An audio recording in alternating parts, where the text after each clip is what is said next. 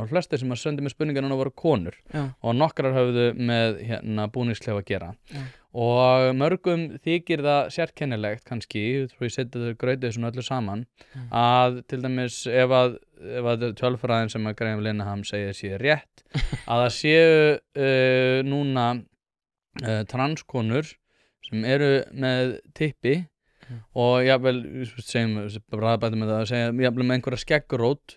að konum þykir það skrítið að fá slíka mannesku inn í búningsklefa sem almennt séð hefur verið einvörðungu fyrir þá sem eru með píku og ekki skeggrót. Þannig að sko, hvernig, út af því við vorum að tala að umræðan, en það sem ég held líka sé svo aldrei vandinn við þessu umræðu alla, er að þessi hluti umræðunar hefur ekkert verið leystur að tala svona persónulega klefa og annað en að, út af því að við lifum Bandaríkjamenn til dæmis finnst skrítið hvað við erum þétt setin inn í búningsklefum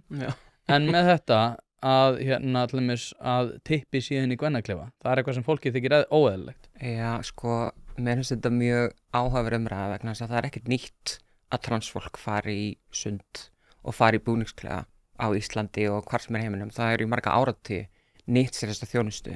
Þannig að mér finnst umræðan einhvern veginn allt í einu vera bara eins og transfólk sé allt í einu mætt inn í klefa og allt í einu séu að vera að díla við það að transkonur séu inn í kvennaklefum. Það hafa bara verið í marga áratugi og ég hef persónulega verið það líka og það hefur aldrei verið eitthvað raunverulegt vandamál. Ég spyr það bara á móti hversu oft hefur fólk séð þessa típu inn í kvennaklefanum raunverulega. Að því að mér finnst þetta oft vera byggt á einhverjum svona hugmyndum hvað er að fara að gera, svona einhver svona hræðslu og ótta sem að ég skila, þú veist, auðvitað vill fólk líða vel í svona klefum og það hefur áhyggjur að eitthvað svona gæti mögulega gerst að koma bara eitthvað svona típa sem að þeim finnst bara alls ekki passa inn í hennar klefa og það veldur þeim einhverjum óþægindum og þú veist, auðvitað er það bara einhver hræðsla og ótti sem að fólk hefur en